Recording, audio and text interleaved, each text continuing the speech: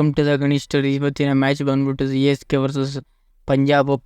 CSK ಆದ home ಗ್ರೌಂಡಲ್ಲಿ ಇಲ್ಲಿ ಎಲ್ಲ ಮ್ಯಾಚು CSK ಈ ಸೀಸನಲ್ಲಿ ಆಲ್ಮೋಸ್ಟ್ ಈ ಮ್ಯಾಚ್ ಎಲ್ಲ ಮ್ಯಾಚ್ ನನ್ನ ಪ್ರಕಾರ ಇಲ್ಲಿ CSK ಹೋಮ್ ಗ್ರೌಂಡ್ ಅಡ್ವಾಂಟೇಜ್ ತಗೋತಾರೆ. ಹೋಮ್ ಗ್ರೌಂಡಲ್ಲಿ ಸಿಕ್ಕಾಪಟ್ಟೆ ಮ್ಯಾಚ್ ಗೆದ್ದಿರ್ಬೋದು, ಏನೋ ಸೋತಿರೋ ಒಂದೆರಡು ಮ್ಯಾಚ್ ಸೋತಿರ್ಬೋದು. ಒಟ್ಟಿನಲ್ಲಿ ಪಂಜಾಬ್ ಅಷ್ಟೇ ಟೈಟಾಗಿ ಕಾಣ್ತಿದ್ದಾರೆ ಅವರು.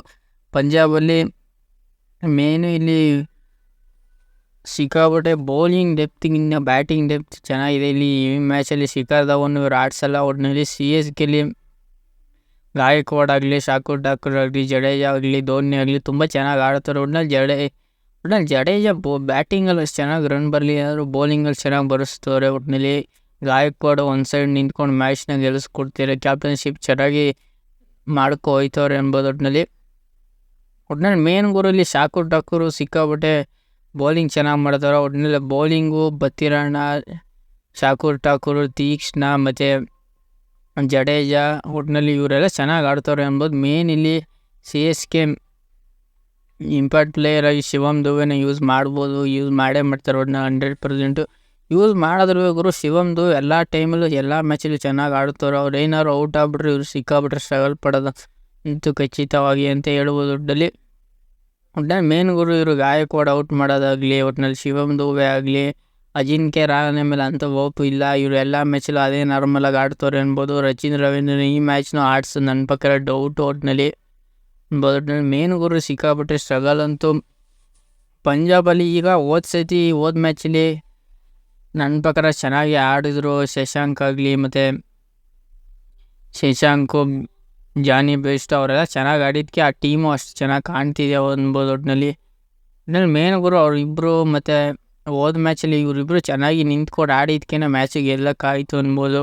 ಜಾನಿ ಬೇಸ್ಟ್ ಆಗಲಿ, ಸ್ಯಾಮ್ ಕರಣ್ ಆಗಲಿ, ಶಶಾಂಕ್ ಆಗಲಿ, ಹರ್ಷದೀಪ್ ಸಿಂಗ್ ಆಗಲಿ ಇವರೆಲ್ಲ ಚೆನ್ನಾಗಿ ಮಾಡ್ತಾರೆ. ಮತ್ತು ಬೌಲಿಂಗಲ್ಲಿ ಅಕ್ಷಯ್ ಪಟೇಲ್, ರಬಾಡ ಇವರೆಲ್ಲ ಚೆನ್ನಾಗಿ ಬೌಲಿಂಗ್ ಮಾಡ್ತಾರೆ. ಒಟ್ಟಿನಲ್ಲಿ ಬ್ಯಾಟಿಂಗ್ ಡೆಪ್ತು ಚೆನ್ನಾಗಿದೆ ಅವರು. ಶಶಾಂಕ್ ತನಕನೂ ಇವರು ಈಗ ಶಿಖರ್ ಧವನ್ ಇಲ್ಲ ಅಂದರೂ ಮ್ಯಾಚ್ ಹೆಂಗೋ ಮ್ಯಾನೇಜ್ ಮಾಡ್ಕೊ ಹೋಯ್ತವ್ರೆ.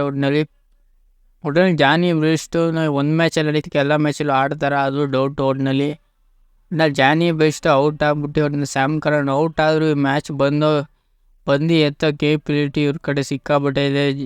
ಶಶಾಂಕ್ ಆಗಲಿ, ಹರ್ಷದೀಪ್ ಸಿಂಗ್ ಆಗಲಿ ಇವರಿಬ್ಬರು ಲಾಸ್ಟ್ವರೆಗೂ ಮ್ಯಾಚ್ ತಗೊಂಡು ಹೋಗ್ತಾರೆ ಅನ್ಬೋದು. ಒಟ್ಟಿನಲ್ಲಿ CSKಲೂ ಅಷ್ಟೇ ಋತುರಾಜ್ ಗಾಯಕ್ವಾಡ್ ಆಗಲಿ, ಶಿವಮ್ ದುಬೆ ಆಗಲಿ, ಮೊಯಿನ್ ಅಲಿ ಆಗಲಿ ಇವರೆಲ್ಲ ತಗೊಂಡು ಹೋಗ್ತಾರೆ. ಮೇನ್ಲಿ ಡೇವಿಡ್ ಮಿಚೆಲ್ ಚೆನ್ನಾಗಿ ಆಡ್ತವ್ರೆ. ಒಟ್ಟಿನಲ್ಲಿ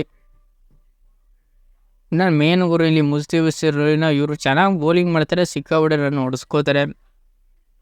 ಸೋತ್ರೆ ಇವರಿಂದನೇ ಮ್ಯಾಚ್ ಸೋಲೋ ಚಾನ್ಸಸ್ ಇದೆ. ಗೆದ್ದರೂ ಇವರಿಂದ ಮ್ಯಾಚ್ ಚೇಂಜ್ ಮಾಡ್ತಾರೆ ಗುರು. ಮುಸ್ತಾಫಿಜುರ್ ಒಳ್ಳೆ ಬೌಲಿಂಗ್ ಮಾಡ್ಬಿಟ್ಟು, ದೇಶಪಾಂಡೆದು ಅಷ್ಟೇ ಹೋದ ಮ್ಯಾಚ್ ಇವರು ಚೆನ್ನಾಗಿ ಆಡ್ಕೊಟ್ಟಿದ್ರು CSK. ಇವರೇ ಗೇಮ್ನ ಚೇಂಜ್ ಮಾಡಿದ್ರು ಅನ್ಬೋದು. ಪವರ್ ಪ್ಲೇಯಲ್ಲಿ ಬೌಲಿಂಗ್ ಕೊಟ್ಬಿಟ್ಟು ಬತ್ತಿರಣ್ಣನೂ ಅಷ್ಟೇ